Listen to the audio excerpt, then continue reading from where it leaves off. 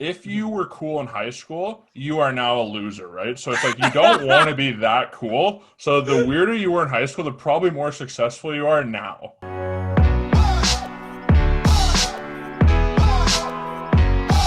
That's it. Just chilling. What's up, man? I didn't know if we were gonna do some big intro like Tiger Belly, the Bobby Lee one, where they're like do a huge thing, you're not allowed to talk. I was like, oh, I don't know. It's kind of like Joe Rogan, where you just go right into it and then we just start talking. Just like, compare yourself to the biggest podcast of all time. No big deal. I mean, just maybe a little bit. That might be the goal, good. But like, Get that 100 mil, baby. Bro, how you doing? Pretty good, man. Pretty good. I mean, as good as you can be, you know, in these times. You know what? I was actually thinking about this. It's like the phases of quarantine. Because like when the thing first started, I was just like, you know what? I'm going to eat myself into an early grave. And I just literally, my skip the dish bill was Post Malone level. Like it was just $1 million and I ate everything. And then after 2 weeks of that, I was like, okay, like I got to do something in my life. So I was like, oh, I'm going to Gary V. I'm going to write. I'm going to do this. I'm going to do all these great things, right? Yeah. I'm going to learn a new instrument, language. I'm going to take advantage of this time, right? And I actually did pretty well. Like I had a good probably month or two there where I was like kicking ass, right?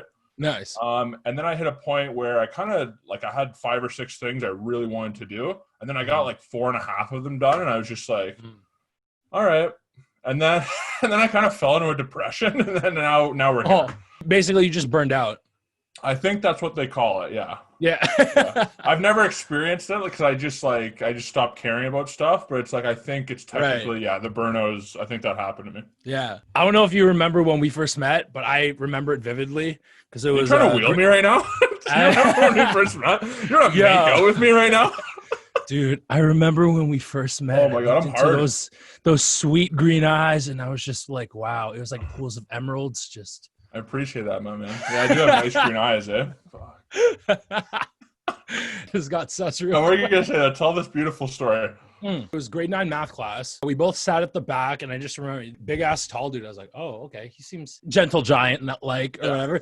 Then you open your mouth and you start talking. I was like, yo, this guy's like the funniest guy I've ever met. I remember how much shit you used to give to Miss T all the time. I'm just like, this guy gives no fucks. Oh yeah, no, I've pretty much been a no fuck guy since I was born. You know, you say what you say, but yeah, I tortured that woman. She was a good time though, Miss Tarantello. She was a fellow WAP. She could take it and dish it out. She was a good time. She was a good time. Oh yeah. If you were cool in high school, you are now a loser, right? So it's like you don't want to be that cool. So the weirder you were in high school, the probably more successful you are now. Yeah, I remember like we were sitting in the back and I don't know what started it, but you and I just bonded over basketball. That's all we talked about. Didn't even care about the math, the functions, whatever. We were just talking ball. Yeah, I remember us right away. It was just we had the basketball thing and then you're off to the races, you know? Yeah, exactly. And that's basically how the friendship started. Did you get into basketball just because you were tall or like how did that love for ball come into play? Pretty much how it started was I was a huge Shaq guy. I still am. Yep. I got a Shaq card like for one of my birthdays. My dad was like, yeah, like this guy is like, 7 feet tall and he's like athletic and he dunks on people and he's just like his whole attitude and his whole charisma. I was like, wow, that's awesome.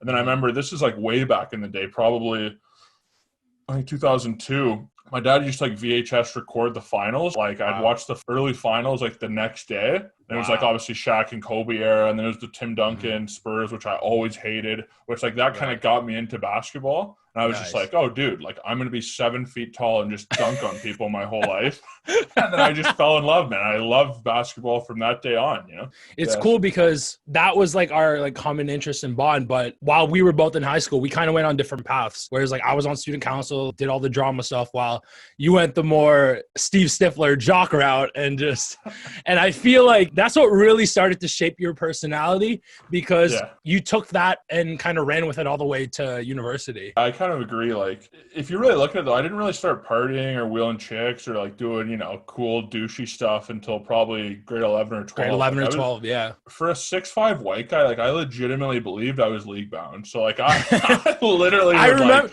we would have so many chats where you're like, I'm going to the league. I'm going. And the thing is, you said it with such conviction that I believed him. Oh yeah. I think in the back of my head, I still believe it.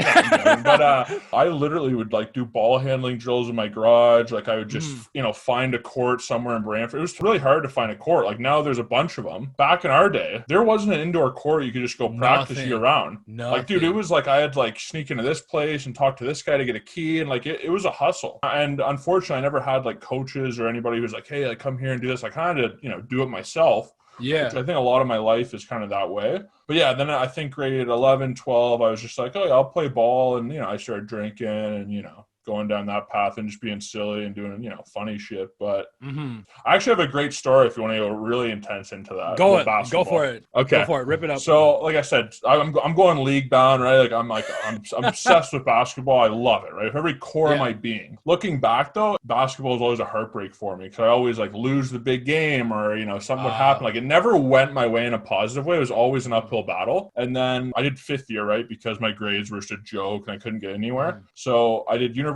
English that summer, got a good English mark, right? Because that was like super important. Then I took a couple BS courses fifth year, played ball. I think grade 12 we had a lockout too, so like there wasn't even a season. We played like 10 games or something. I might have played 5 because I had bad math marks, And then fifth year, it's like this is all the marbles, right? And I'm going on different visits. And I played in Waterloo that year. Jamal Murray was our point guard. He was younger than us, but he like played with us. We had a bunch of other guys who went like D1 and JUCO and stuff. And I was like the only white guy. So I was the token white guy, but I was like, I earned their respect and stuff. It was the best year of basketball in my life. So I'm going to fifth year, conference, playing well, do all these visits, right? And I remember going to University of Toronto with my dad, and he obviously knows my dream and support it and everything.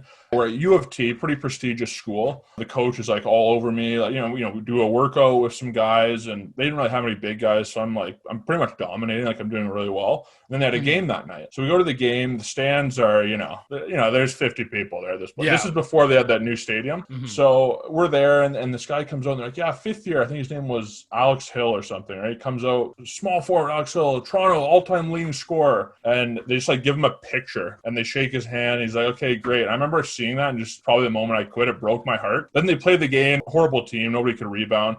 And the coach was just like, oh, Jake, you could have helped us tonight. And I go, yeah, definitely. On the ride home, my dad's like, Jake, U of T wants you. You can go to U of T, man. It's just cool. And keep in mind, like I'm an only child. My dad, I don't even know if he graduated high school. My mom went to university later to be a nurse. I'm not coming from, 4 generations of Harvard, so this is like pretty big for us, right?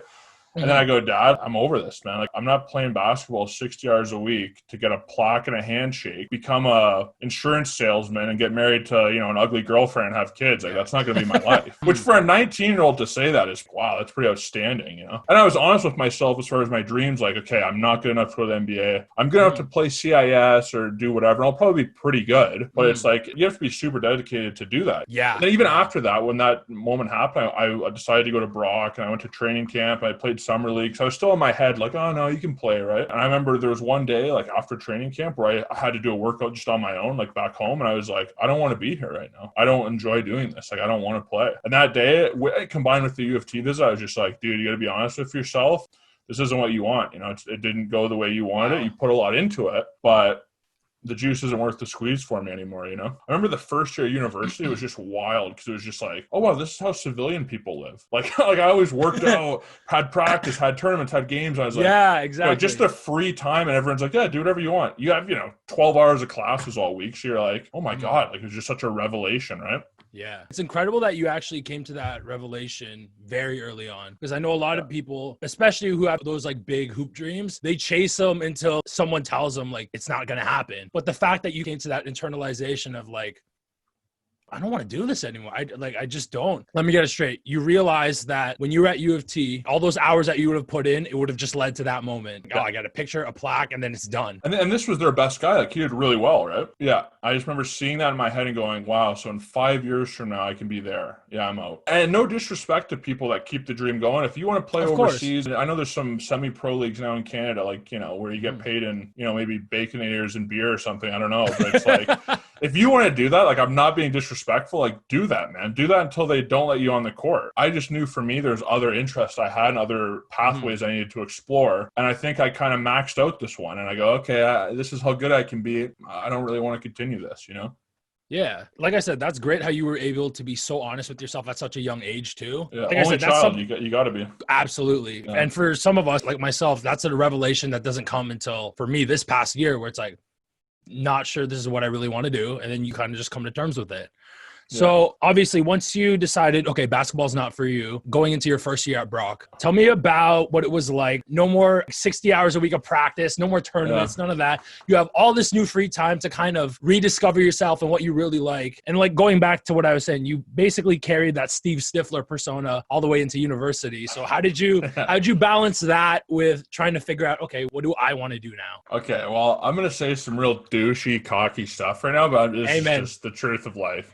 Be honest. Honestly, like school was very easy for me, and university was actually even easier. I was never the guy, like I remember in high school, like, oh, you go to university or college, try to pull this off, they'll kick your ass out. It's like, yeah, no, they won't. And it's like going every day to high school, like from 9 a.m. till 3:30 or whatever, every single day. Like nobody in the history of the world missed more classes than I did. Like I literally can't be that consistent. I can't mentally do that, man. Like I can't do that. Yeah. So going to university, which like there's so many ways to game the system, but it's just like, you build your own schedule. You pick your classes that are most interesting to you. If you don't like it, you can move and do something else. Like it's on you to figure that out. You're going to school for 12 to 15 hours a week usually. I've made my stuff, afternoon, night courses, or even online when I could. So I could pretty much have free reign of whatever I wanted to do. And at the time, I pretty much decided I wanted to dedicate myself to acting, comedy, and then partying. And I don't know which order. In any three of those orders, I'm not sure which was at the top. It changed week by week, but I was like, okay, I want to get in acting, I want to do comedy, and I want to just give her and have, I want to make some memories here. So that was kind of my, Brennan's, what do they call it? Hierarchy of needs or whatever. Hierarchy of needs, yeah, that was kind of mine. And that being said, like, I didn't have anybody in the industry or in the business or anything. It was kind of just like, okay, well, figure it out on your own. And I did, I think, kind of. You're still figuring out as you go, right? It's a process. Well, yeah, the first thing was like, okay, I have to get headshots, I have to get an agent, I have to make up a resume. So that was a whole process. And then the first thing I ever booked was a Subway commercial. Subway commercial. Oh, I remember seeing that everywhere. It was on for 4 or 5 months, like NBA, football. It was on Sportsnet, TSN, YouTube. Like I literally got a residual from that like a year ago. I got a ton of money from that, which was dope. I didn't really book any TV or movies, but I booked like 3 or 4 commercials within the first year and a half. Yeah, the President's Choice one, that was another national one. Yeah, that was on it during the Grammys, I think during the Super Bowl. Like that one was pretty ridiculous too. You were booking these big national spots. I was like, oh shit, this guy's doing it. Yeah, I was doing it. I pretty much had a ton of money like for just a second here. Because so it's like, I'm getting all these commercials. I'm just absolutely bawling. I also got OSAP money and stuff too. I was a billionaire pretty much. Like at that time, like I literally was just like no dents, like all the money in the world. And I don't know if we want to get into this or not. I was living with a 35-year-old teacher who had like a teacher's salary and would like buy us bottles and buy us food. Oh, so it's like the first 2, maybe 3 years, like I literally had it better than anybody ever. I bought a car because my mom would never let me drive her car or borrow it or help me at all with the car. So I was like, I'm buying myself a vehicle right now. And I just went out and bought one like immediately. It was just a Jetta or whatever, but I felt cool doing that. Yeah. And then eventually that agent, he just stopped paying me. Like he just kept a bunch of these checks in the last like maybe 4 or 5 months. I got a bunch of these residuals from like 2016 because this guy just like kept them. And so there's a bit of a problem there, but that's, that's the business, I guess. Obviously you came into that realization after basketball. It's like, okay, I want to get into acting, comedy. What sparked that with basketball? Like you said, it came with your dad giving you a shot card and showing you all the tapes. What sparked that love for like, I want to get into acting? So there's multiple things. The first thing, like I said, only child. My dad always hooked me up with like, he never let me celebrate Halloween because it was like, the devil's night. And he'd tell me like all these kids were dying in Mexico and it made it terrifying for me. But he would always hook me up with like the coolest costumes and lightsabers and like all the cool stuff, right? So I was just in my playroom just making up stories and just acting. And like I would just like change the ending of movies and then like act it out. So my mom has a great quote. She's like, yeah, like when you were younger, I was like, wow, this kid's either going to turn out gay or be an actor. Like I couldn't tell. So I was like, yeah, Mom, like, thank you. I would do that. So I was always kind of into performing and just doing stuff like that.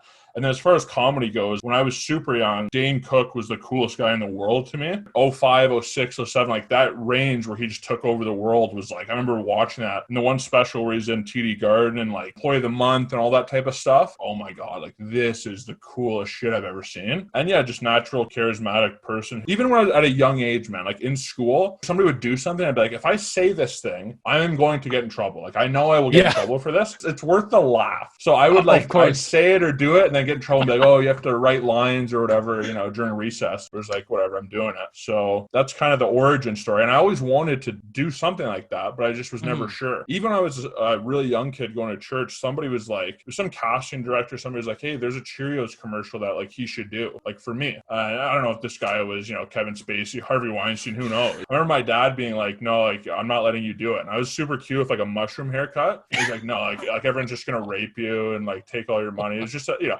that's a pretty blunt guy, right? I was like, okay, like I guess, right? So I was like, obviously I don't want to be raped. Like I'd prefer not to be. So I decided not to do it. He pretty much was like, yeah, when you're 18, like if you want to get into that stuff, like do it. So I remember like first year of university was thinking like, okay, I was an athlete and like now I'm an artist. And what would an artist do? So I read a bunch of like books. One was that Stephen Pressfield book that was like about combating the war of art or whatever. I was always a huge reader, but it's just kind of changing my mind to, instead of athletic stuff, go more into the arts and figure it out. Pretty much my biggest regret, I would say, over those 4 years was that I never started, you know, I started a little bit here and there, but never started a pod or, you know, do Vines or something. I was kind of just like, oh, I'll get to it. And then obviously you graduate and you're like, oh, now I have real life. That's like my only regret is that I didn't lean more into that. But that's kind of the origin story for me. It's crazy how you bring that up, because my next question that I was just about to ask you was there anything during your time in either high school or college that you wish you did or didn't do? High school, I think, literally doesn't matter at all. So like, I don't care. That's fair. Like, No, that's fair. Like it does matter if that's the last thing you do, it matters, right? Like if you go from high school right into the workforce, or like stay in your town or whatever, then yeah, high school matters a lot. I barely remember high school at all. I just remember going, stuff happened and then whatever. Like it doesn't, who cares? But university is like my biggest regret was, you know, after we had these crazy nights out and all these things would transpire and all the chaos and everything, we'd always meet the next day, like all the boys, and we'd just talk and laugh about the stories. Oh, remember you did this and that. And we'd always joking, oh, this should be a podcast called the Morning After Pod, right? And that was always what we would say, but nobody ever recorded it. It never went anywhere. It's just an idea. Right. And that was such a good lesson. Like I'm still mad about it now because I feel like I'd already be famous and successful by now. Right, but it's like we didn't do that, and it's like, wow, like we missed out on some golden opportunity for content. But I just, in my head, I always needed it to be perfect. Like, oh, I need a film guy, I need this guy, I need that guy. Yeah. But I always like put it off. So I'm like, oh, I need the right guy or this. Or it's like, no, dude, just start filming. It'll be garbage, but eventually it'll get good. Absolutely. That's probably my biggest regret is that I didn't do that. But that being said, I did get a book out of it. I wrote a book called Only Idiots Graduate, and right now I'm kind of in the midst of trying to sell that and get a book agent and go through all that. So we got a book out of it, but I could have had probably a huge successful pod, who knows what else, but you know, you live and learn. Yeah, at least you were able to turn it into some piece of content where it's like, okay, I can make use out of it. Yeah, I hope this book goes somewhere and you know, people can enjoy it and get a laugh out of it. Like I put pretty much a year of my life into it, so we'll see where it goes or what happens. There's a lot of people who they quote unquote peak in high school or peak in college, and that's like the time of their lives. How do you not fall into the trap of being stuck in the past and letting that be the definitive time of your life? Because there's a lot of people who you and I'm sure know personally that have fallen into that. That's a great question because obviously, you know, with my buddies and stuff, we joke a lot about that. It's a funny joke and everything. One thing that I'm super thankful for, I'm the least addictive party person ever. Or you could say I'm the most disciplined partier ever. Like whichever way you want to go with it. Cause it's like, even when I partied and did that stuff, a lot of people around me partying and the whole lifestyle and going out and doing all that, they would let it take advantage of them and they like stopped going to class. They wouldn't hand you their work and they wouldn't do that stuff. What I did at the beginning of each semester, I'd make a file with all the dates of everything I have to hand in. So I would literally know third weekend in November, I'm not going out. I'm literally just going to hide in the library or hide in the study area and like just grind for 4 days and get everything done. So I was really good at like, I'll stay up all night. I'll fucking work on this. If I have to fake a doctor now, like whatever I have to do here to get this in, I'm doing it. As long as I take care of the school stuff, I will be able to do the other stuff. Or if I let the other stuff take over, well, then I'm just moving home and I'm a loser. And then even now it's like, I'm so happy I kind of got all those demons and that stuff out of me because I feel like a lot of people hold that in. And then when they're like 40 years old, married, hate their job, hate their wife, they just snap and then they start drinking or doing weird stuff where it's like, if I never drink or party one more time in my entire life, I'm good. Because I did everything.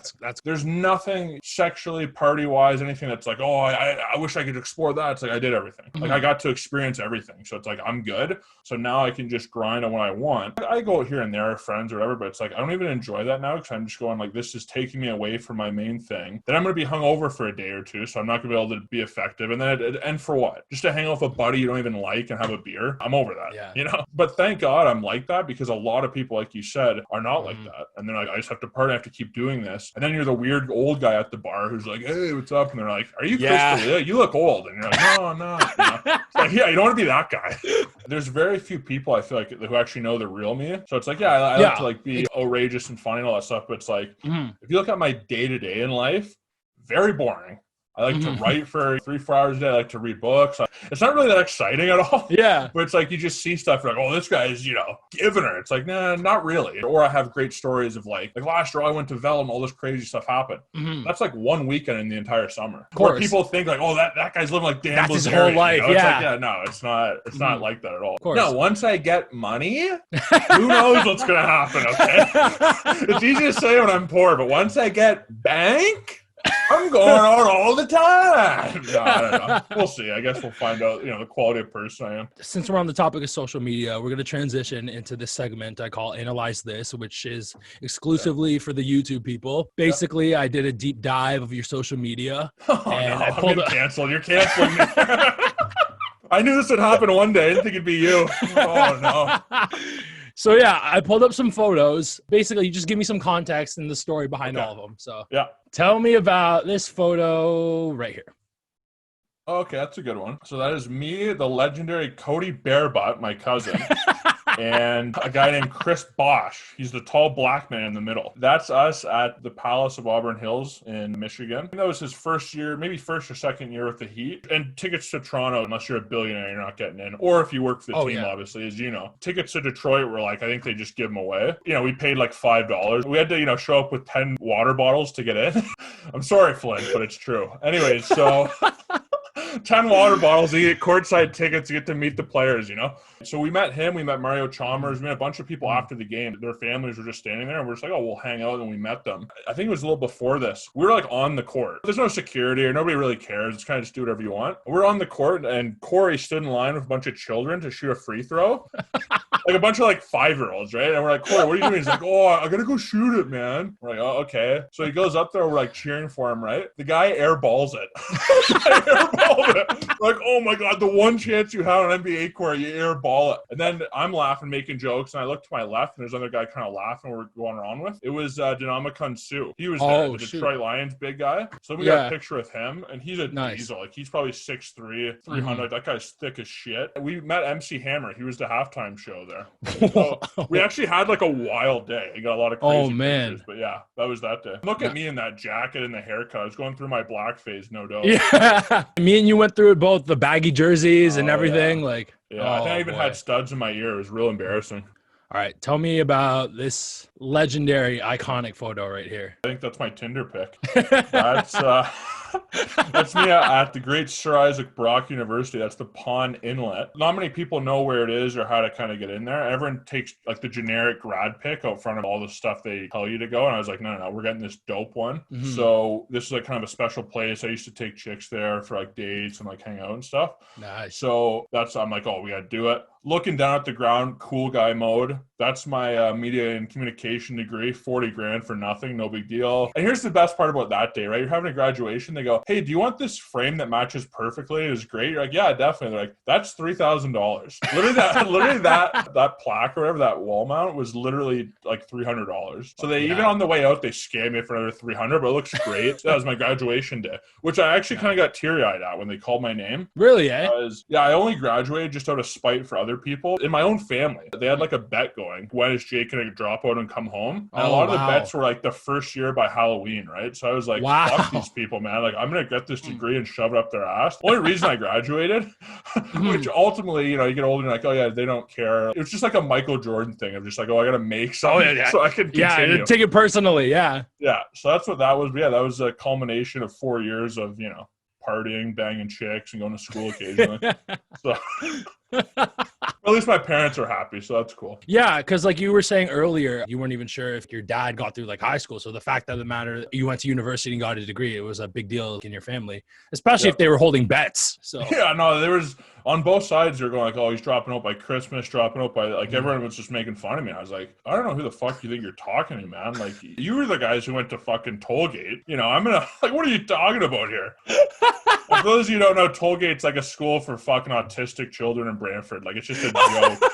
So I'm like, I'm gonna graduate and shove it down your throat, which is what I did. So what was the reaction when you graduated? I got a few texts. Here's the thing too, you think it's gonna be some great thing. Nobody gives a fuck, you know? It's just like, Yeah. oh cool, go get a job, loser. You never get appreciation, never get like a attaboy, you know? My parents and I maybe got some money from people. I made sure for my grad picks, I sent them out to everybody who I know bet on me to fail. I made sure they all got a grad pick of me. So that felt good. But ultimately, it's like nobody cares. You know, get a couple likes on Instagram. Chicks think you're smart or whatever. And that, you know, like, I'm coming up on 2 years. So by 2 years, hopefully I get the, you know, a New York Times best-selling book, a big pod. Hey, yeah. Dude. That's what I love about you, how that mentality of, I'm making it. It hasn't left since grade 9. It's always been there. And you've always just been pushing through. And you've done like pretty well for yourself in regards to that. So I've done okay, but it's like you have to have that mindset because like if you don't believe in yourself, who will? Exactly. Especially as you get older, like one lesson of being an adult is like nobody cares, man. Like ultimately nobody cares about you or what you're doing. So it's like you have to care and make it a thing because nobody's going to come show up and save your life and help you. Like that's a sad reality of adulthood. But all right, we got one last photo. Okay. I don't know if I can top the last one, but we'll see. I was dropping bars on that last photo. Oh, that's a good one. Yeah. That's in Boston with the great John Kilmer. That's me wearing my white jeans. That was probably 15 pounds ago. And that's me in a Hawaiian shirt. So I'm a douche. But don't plan on drinking those beers without me, pussies. Are you gonna fuck me or no? Everything leads back to a boner. Has anyone seen my fleshlight? That was my first movie I did. It's called The Primrose. It's actually kind of interesting because that graduation pic is from October, but I was supposed to graduate in July. John Kilmer, he works with Mike Stud the rapper. He does all his like videos and stuff. I sent an audition tape in for this character named Billy Stoker, washed up football player. So it was quite a performance to get into that mindset. And like 4 months later, he like emailed me, called me. He's like, hey, like, what are you doing the week of, I think sometime in June or July? I'm like, nothing. So, okay, we're going to fly you out to Boston, you know, come do this movie and everything. I was like, okay, great. So that was the last day of filming. We shot the last scene and then we had like a big party. Then I actually missed my graduation. So I had to push it back to the second one in October. So that was a great opportunity. I met a lot of cool people from LA, New York, comedians, actors, everybody. So it was great to do that. Yeah, it was my first and so far only movie. It was just a small independent comedy, but it was a ton of fun. I want to talk about acting with you because I had a couple bones to pick with you as far as your writing goes. What? Ask me the questions, though. We'll get into it. Not many people ask me questions. All right. I'm ready for this. But basically, there's a lot of people who they don't even get that opportunity to get those like national spots or even just independent features like that. You managed to accumulate all this experience very, very quickly early on. How has being on an actual set prepared you for going forward in terms of the rest of your acting career? Well, the reason they don't get the opportunity, like as much as I have, it's because I'm funnier than them right now. It's honestly such a crapshoot, man. It feels good, like you hyping me up and saying I did these things because you don't think about it. Like you look back and you go, wow, I actually did some cool things. But in the moment, like you're just depressed. You're comparing yourself to Pete Davidson or something. You're like, wow, I'm funnier than him and he's doing all this. Like I'm a loser.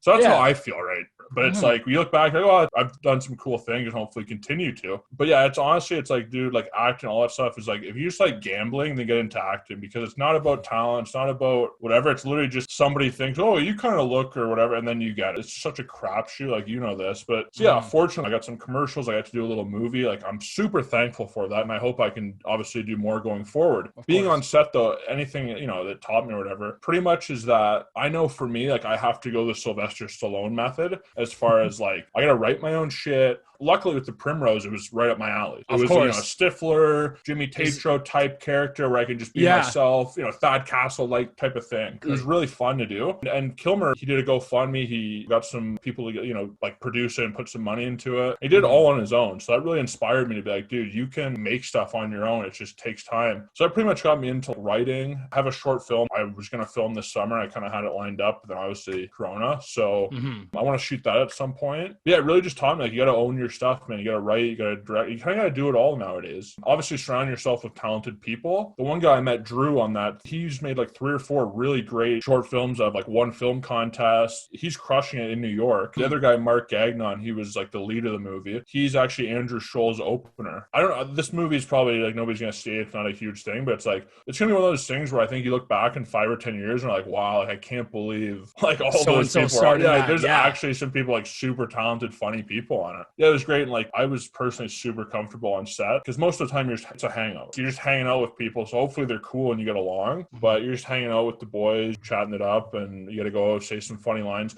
He really let us improv a lot too, which is right down my alley.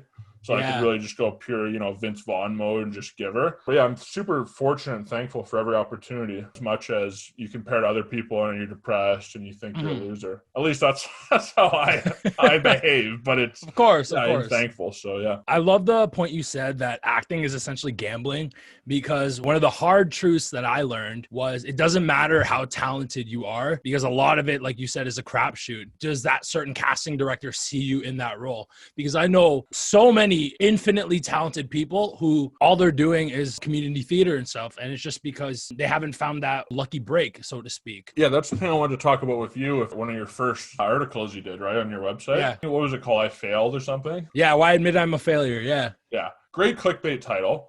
Exactly. But I think we talked about this too on Snapchat. I'll dig this up here. The exact comment you made to me when I put that out, it's resonated with me ever since that day. Yeah, it's facts. It's like, I pretty much just said, okay, can I read it or no? Go for it. Go for it. If I read it or okay. Yeah, go for it. So once you put the article out, I read it and I'm super happy you're doing the pod and doing the writing. That's awesome. So anyways, I Snapchatted you and I go, I know you're Asian, so unless you become a doctor, you're considered a failure. But you're just a guy that's accumulated a bunch of skills and some experiences that hasn't found the right outlet yet, and you're only 24. Pieces will come together and you'll be exactly where you should be and feeling pretty good. Hopefully writing is that outlet. Good luck and stay consistent with it. Obviously you want to be an actor and do all these things. I think in your article you're like, oh, I'm not that guy. Who's the guy from Toronto who's in that Marvel movie coming up? Oh, Simu Liu. Yeah. Couldn't pronounce that, so thanks for saving me. But anyways, you compare yourself to him. It's like, dude, like I hate when you hear actors. It bothers me when they say this, like, oh, you hear Will Smith or somebody, right? And they're like, oh, you got to work hard, man. How do you work hard in acting? You show up and you're good looking. You say the thing, and then they go, next. And then maybe 4 months from now, when the main guy drops out, and they go, oh, okay, you can do it. And then you do it, and then you're good or you're not, or it doesn't matter because they're going to edit your part out. It's such a crapshoot. Like nowadays, I personally hate social media. Like I'm not a social media guy at all. But the opportunity as far as to do sketches, to do pods, to do writing, to do all this stuff, because the opportunity of like, oh, I'm going to get a TV show, I'll get a movie or whatever. It's like, it really has nothing to do with you or your talent. And if you just wait for the audition, you're going to be rusty. So it's like doing pods, you got to do this stuff to stay sharp because, you're waiting for an opportunity that may or may not come. Who knows? So if you just bank on that, like, oh, I'm going to keep going auditions in one day, well, then you're probably going to be broke your whole life. Yeah, that's why. So I don't consider like when you're like, oh, I'm a failure. It's like, dude, you're not a failure. Just like, I'm lucky. Like you said, that was a complete, it was a complete clickbait title. And it was more so to get people's attention because a lot of people were like, what? And who knows if the world ever opens up again or whatever. Like after I release the book and all that and do the short film, I'd like to move to LA to do comedy and get into acting and really like give it a legit shot. Because as much as you can do stuff on the internet and do that, it's like meeting people and networking. I hate that word networking, but just like hanging around and meeting people. Like that's how you're going to pretty much get something or not. So I'd like to move to LA at some point. Who knows, obviously with the pandemic and everything, if that'll be 6 months, a year, 2 years, who knows? But I want to give myself an honest shot at some point. Right. But, you got to stay busy. You got to do a pod. Like we talked about doing the TikToks, which I still... Exactly. Hey, man, it's been a week. Where's the TikTok at? Dude, I have so many written ready to go that are hilarious. It's honestly an ego thing. I hate TikTok with all my soul, and I hate what it stands for, and I hate everything. But that being said, I feel like if I just drop some fire on there, I could actually have a name and maybe make some money. So I need to do it. But in my heart, I'm like, I'm such a purist. Fuck that mindset. I get that. But yeah, you're right. I got to start cranking TikToks out, man. And shaking my ass for money. That's what I have to do. Here's the thing I actually want to pick your brain at. So you brought up how you still have that goal of giving it a legit shot by moving to LA. However, with how the current landscape is right now, everything's going digital. So right now with TikToks specifically, every app, every platform, they have a certain peak. Right now, we're in the peak of TikTok, where anyone who blows up on that app right now, that's what sets the bar for them. It's what happened with Vine. All the big Vine stars like the Logan Pauls, the David Dobrik's, they utilized those platforms while they were at their absolute height. And then they leveraged that to bigger things on YouTube, whether it be film or stuff like that. So 100%. basically what I'm trying to ask is, why don't you necessarily feel like you can fully utilize, say, YouTube or the online platforms to your advantage while they're still hot? Because right now, everything seems to be going digital, where, you know, you watch a vlog on YouTube, it's essentially the new version of a TV show or a sitcom, where whoever's the star of the vlog, that's like the star of the show, and the people they have in the vlog, those are like the reoccurring characters, because they built legitimate audiences, and when they monetize their content, they're making a shit ton of money, and it's all going to them. It's not getting funneled through a network and they're only getting a percentage of it. They're getting like all of it. And if arguably you're better off in some cases making more money on YouTube and retaining complete creative control. I agree with you. Like I said, I feel like it's just a purist thing at heart. But really, it's just that I got to kind of turn the ship mentally in my own head and really dive into it and commit to it. But yeah, I completely agree with everything you said. And really, it's an ego check. And it's a mindset that I need to adjust is really the only thing. And then once I do that, I'm going to be a TikTok star. Even though I hate it, you know, but it's like, that's whatever it takes, right? So I agree with you completely, though. And one thing I struggle with, though, and I think you or any creators can attest to this, because there's so many things nowadays, like there's so many outlets and so many platforms, you actually can't do it all, but you want to do it all. Yeah. But you physically, and then also you just feel like a failure, because when I try to juggle all these things, well, I drop them all, where I pretty much can only do like 2 or 3 things. And then I'm maxed out as far as energy, mind, like everything. If I try to do 4 or 5 things, everything's fucked. And then I feel like a failure and I'm mad at myself and depressed. So it's really just balancing. Now it's like, okay, the TikTok, you know, the pod, whatever, you know, I have to readjust my priorities. But I completely agree with you. It's like, that's probably the way to make a career. It's also tough for me because I hate social media and I hate everything it stands for. Because to me, social media, like we're going to learn in the next 50 to 70 years, everybody's going to be blind because of blue light.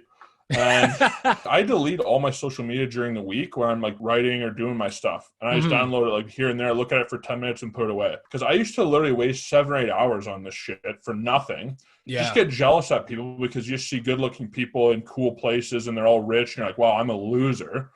So it's like, what am I on here for? That being said, I need to take advantage of it. Yeah. It's just a tough balance. It's something that I'm trying to figure out like everybody else. It's completely a struggle because I don't know if I told you this, but for 40 days I went on a social media detox. Yeah, I read that. I saw that article, yeah. In terms of like mental health, physical health, everything, those 40 days were probably the most mentally sound and peaceful I've ever been in my life. If it were up to me, I'd still be off social media. Same. But the problem is that when you're in the performing arts, you're in the creative space, that's your ultimate meal ticket. You need it. You need it to put yourself out there, put your content out there. And it sucks because as much as you don't want to, you kind of have to push it out. You have to designate digital free time, digital free spaces. You really have to make a conscious choice because otherwise these things are made to be so addictive that you will literally just waste your life and be miserable. And I agree with you completely. Like I think it was maybe July or August, I took like 2 or 3 weeks off and I felt great. I just felt the best I ever have mentally. Feel like I just felt amazing. But like you said, we need these to put our stuff out, but it's just like you have to just make a mental thing. Like I'm going to download the app, I'm going to use it right now, and then I'm going to put it away, which is hard to do, but it's, you got to learn how to manage that for sure. You've talked a lot tonight about the confidence that you have in terms of pushing yourself forward and believing yourself and working towards those goals that you want to achieve. Well, you've also talked about how it puts you in a little bit of a depression in terms of sometimes when you're not able to accomplish all these things, it bums you out. As a creator, I think that's something that we all go through. So how do you balance the two? Because obviously there will be those moments where you're on this high of highs, but then one little thing, it'll bring you all the way back down.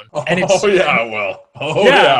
and it's tough because once you get down there, sometimes it feels like you can't get back up. It's an easy line. It's hard to do, but it's just this too shall pass, you know? It's like if you're feeling great, enjoy it because you're not always going to feel that way. When you're feeling like, oh, fuck, man, like I'm such a loser, that'll pass too. And there's no real answer to it. Like I deal with this stuff. I think everybody does to some extent, but it's like this too shall pass. And it's such a battle because part of yourself, you want to push and you're like, oh, I want to be great. I want to do all these things. I want to take over the world, you know? And I'll say this, like, and this is going to sound funny, but it's like, I truly believe like by 25, I was like, I'm going to be Eddie Murphy. Like I'm going to be Vince Vaughn. I'll be a movie star. I truly believe that. And, you know, now I'm 25 and it's obviously hasn't happened yet. And then I look at somebody like, you know, Pete Davidson. I absolutely hate the guy.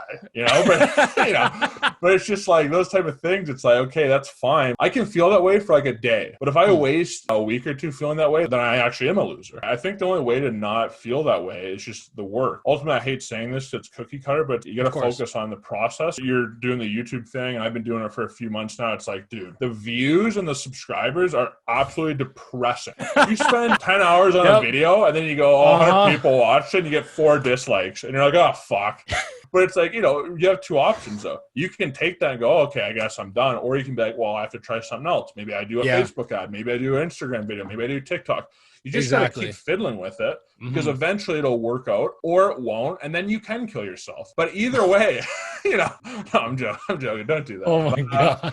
Either way, you just have to fucking continue, man. And if you really care about this shit, you'll find an outlet. Like you get the blog going. That's awesome. You get the pod. You just got to find ways to do this stuff if you have a creative soul in you. Otherwise, you're going to quit because it's just such a kick in the dick nonstop. That's a motivational speech for you, but that's, that's the truth, though. You dropped complete truth bombs there. I look at it where you have to be team no shame, right? Because you're going to do stuff that is going to embarrass yourself, is going to not get the reaction you like. People are going to try to cancel you or whatever. You can't get canceled until you're successful, but you're going to do this stuff and you have a fear. What I try to remember, and like I'm naturally a pretty lazy person. If I could just lay in my bed and watch movies all day and eat fast food, I would do that every day. Like I would do that. I'd become 400 pounds like Ben Stiller in Dodgeball, and that would be my life. I have to literally go in my mind, like I said earlier, it's like, oh, I should have done the pie, I should have done these things. I have to get all this stuff out of me or I'm going to be a miserable prick. If I'm not doing comedy, if I'm not like doing these things and getting it out of my soul, then I'm going to be miserable. You have to almost be like, I don't even give a fuck how this goes. I just have to get it out of me. Because once it's out there in the world, however it goes, I'm not a social media marketing expert. I'm not whatever. I don't know, if I use the right hashtag or not. I don't know. But I just have to get it out because I feel that at some point, somebody will see this and it will lead to something, and then maybe I'll have a career. So that's kind of how I look at it, where it's like, if I have an idea, if I have something, do it,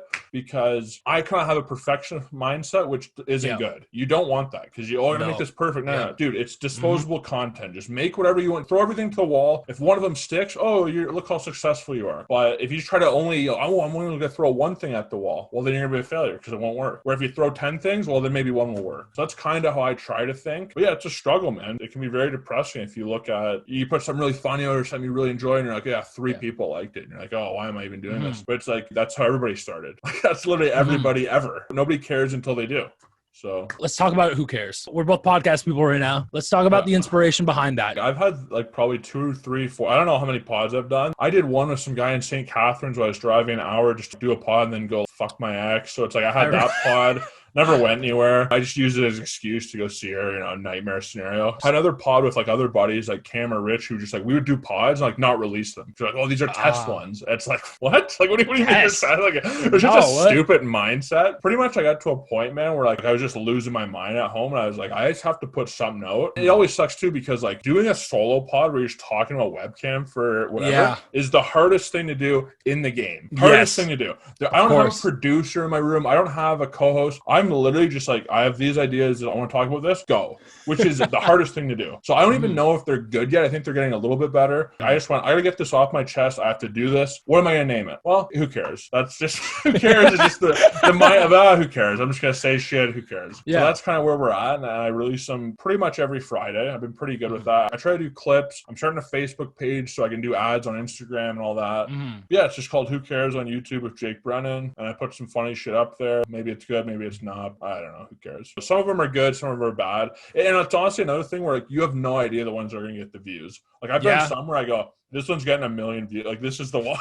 Like it's nothing. Then you put another one over. Like that one was absolutely terrible. It's like 500 views, and you're like, oh yeah, like wow. And how funny, like 500 is like wow, like what a benchmark, Like that's like that's like really you got to good start right small. Now. Yeah. I've been getting slowly better at it, and especially in times like this where you can't do stand up or anything, it's like I almost treat it just like an open mic. Like I can just talk, and try stories, or say joke. Like just I kind of stay sharp by trying to do a pod. So there's like a segment on the pod called Broad Corner. So like that's what you're signing up for. You know, like nowadays, like if you just say broad, I think you get arrested for like a week in Canada. But there's a segment called Broad Corner where I just like make fun of like hinge matches or tell a funny like dating story or something like that. I have a good time with it. But yeah, that's kind of the brand of humor I'm going for, which some people, it's rubbed the wrong way or whatever because they'd rather watch Hannah Gatsby talk about, how miserable her life is. That's not what we're doing at Who Cares. We're having a silly goose time and we're having fun and we're laughing and we're talking how people actually talk and think. And I'm shocked YouTube hasn't took me off the platform, you know. But no, I'm joking. I don't think I never get that bad. It's great though, because you keep it completely authentic to yourself. Because I know there's too many people that try to cater too much to what's hot, and it becomes a very disingenuous version of themselves. But they're doing it because it's like, oh, this is what's getting views. The fact that not only do you stay topical, but you keep it on brand to yourself, which is very lacking in this industry full of people who are just trying to appease to the masses. Comedy's getting to a point where it's almost like comedy, no matter what you say, is just offensive now, because people treat it like you're in a court of law and not like you're just saying jokes. Where they take a joke or take a bit and they're like, oh my God, can you believe they think that? So it's like, dude, as a comedian, half the shit you don't even believe. You just had an idea that's funny or really dark and you say it. And then the other point is like, you're making fun of something. Where now it's like, oh, you don't say that. Like, you can't make fun of anything now. Woke or social justice warrior comedy, it's not funny, because comedy as an art form is like very oppositional, because you're taking an opposing view to be surprising. Like, oh, I can't believe you know, because we're all thinking this one view or this one thing, and comedy is the opposite of that. So naturally, in a PC world, people are gonna be like, oh, he can't say that or think that, but it's like, that's the whole game of comedy. So I don't know, but just some, you know, philosophical thoughts I've been having. We're going to wrap it up with some rapid fire. What is your all-time NBA starting five? Oh my God, rapid fire. Give me the hardest question. Okay. Do I have to do by position or just any five? It can be your favorite, who you think's the best, any combination. I personally, like, if I just have 5 LeBron Jameses, but that's obviously not a good answer to the question. So at point guard, I'm going to do a pass first guy. I'll probably go Magic. Shooting guard, I got to go Mike. Small forward, LeBron. Power forward, I think we need some shooting, but we could use some defense. I don't know. I'm not going Tim Duncan because I hate him. So I'm going to go, honestly, it's between Dirk or KG, because if I want the defense, I go KG. If I want the outside shooting, I go Dirk. And I'm a huge Dirk guy. I had his jersey. Love the guy. For the sake of the argument, we'll go KG just for the attitude, just the FU attitude, you know? And then center is hard because Kareem's awesome, but I've never been a Kareem guy. Shaq, obviously amazing. And then it's pretty much between Shaq or Wilt. And probably go Shaq. So, yeah, that's my 5. Okay. What would your all-time personal favorite be? So it doesn't have to be like your best players. It can be like my favorite 5. Yeah, your favorite 5. Yeah. Okay, favorite 5. Point guard, probably Iverson. I remember watching him just being like, wow, that guy, for a little guy who's just like this, the attitude, the sleeve, the hair, everything. It's like, he's the best guy ever. And then shooting guard, you know, RIP to Kobe, but I never liked him. Like, when he played, I always hated him. Oh, I hated him with a passion. Once he retired, he became like a friendly uncle to everyone. Like, oh, look what he does with his kids. Everyone loves him. But when he played, dude, I hated that guy. Even when he played with Shaq. Well, I mean, I was like, 7 or 8, so I didn't even know. Okay. I never was a Kobe guy. I hated him. So I got to go Jordan as my favorite 2 guard. Small forward, like LeBron is just, I'm on the side of LeBron's the GOAT, but we don't have to get into this. But that's a whole other podcast. Yeah. That's a whole pod on its own. That's, it's power forward wise. I think that's probably the most talent rich position, because I played that as like all the guys I like. So like the Dirks. I love Charles Barkley's game. I love Blake Griffin. Like, for all the injuries, he was like unbelievable, obviously. Even more than the dunking, I think his passing, he developed shooting. I think he was such a kind of lost career because of the injuries. Obviously, Dirk was just amazing. KG, I have like a few KG jerseys, just, a psychopath. And an actor in Uncut Gems. He's an actor. How did you like that movie? Oh, dude, I had a heart attack and a stroke at the same time, but it was pretty good. Oh, it was brilliant. Absolutely brilliant. It was a great movie. Unbelievable movie. And then, centers, it's like, I love Shaq. I love Wilt. Like, those are 2 of my favorite just all-time people. Hakeem is obviously amazing. Bill Russell, but it's like, you're just blocking 6'2" Jewish doctors. It's not really that, Like, what are we doing here, I'm not trying to take away from it, but it's like the local pharmacist you're dunking on. It's like, this isn't like the real, I don't know. But it's not his fault. You can't affect who you play. But I think those guys, if you put them in today's world, like a Bill or a Wilt Chamberlain, they'd be all-stars. Like, without a doubt, they'd be all-stars. I mean, really good. But it's just their stats, and they're like, 11 title. It's like, well, you obviously wouldn't do that now, but they obviously are still great, would still be all-stars. And I think what they did socially too, like Bill Russell, Boston, obviously a very racist place at the time, and maybe a little still now, but it's like that guy went through a lot, man. Like, he went through a lot of shit. And even I was listening to that one pod, like when Martin Luther King died, like if they were going to play or not, and he was going to go to that speech, and like that guy did a lot for the community and like just for the culture as a whole, like even more than basketball, right? So rapid fire, I feel like I just talked for 2 hours. That's how I usually expect the rapid fire questions to go. Favorite movie and actor of all time?